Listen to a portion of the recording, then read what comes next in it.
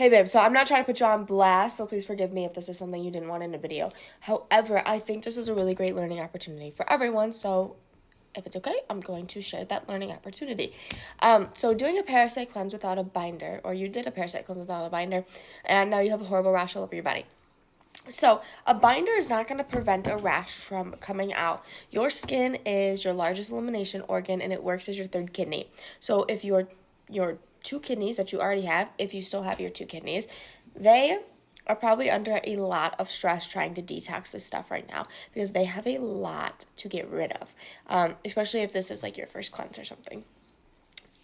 So your body is what it's going to do. It's going to say, get it out as fast as we can. Kidneys are overwhelmed. Boom, push it out to the skin.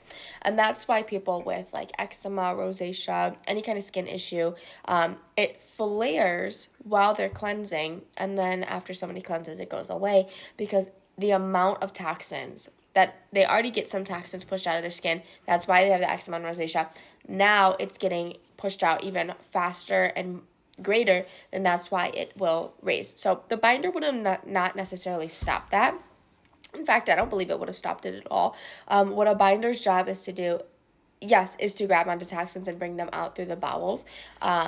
So it would have helped in some sense, but if the body is just too burdened and your organs aren't working properly, or you just have way too many toxins for your organs to deal with in that time, it's going to push it out through the skin. It's very common to have it come out through the skin. What I would do, not medical advice, I would put castor oil on it. And if you're feeling spicy, putting castor and cayenne pepper on it. Castor oil and cayenne pepper, mixing it up and putting it on the rash. I would still be taking a binder just to soak up any extra toxins. I would do coffee enemas to help release a mass amount of toxins at once.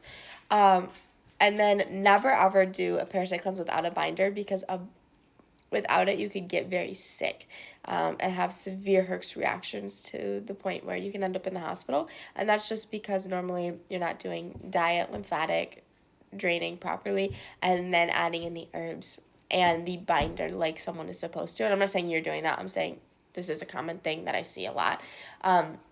And that's the only reason that someone would end up very sick. Take it from someone who ended up very, very sick, and then learned how to actually parasite cleanse and never had that happen again. And I've only had one person not listen to me that I worked with hundreds of people, and they ended up going to the hospital because they wanted to do it their way. So it really was not my fault. It wasn't my fault at all. But all that to say, always take a binder with parasite cleansing, but I still don't think the rash would have not shown up if you did do the binder. And doctors really don't know anything, especially if you tell them you're parasite cleansing or cleansing, they're not going to have a clue.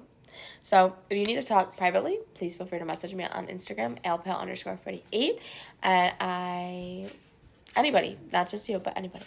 And I kind of have no direction for this video. I feel like I'm all over the place, but yes, that's how I'm ending it.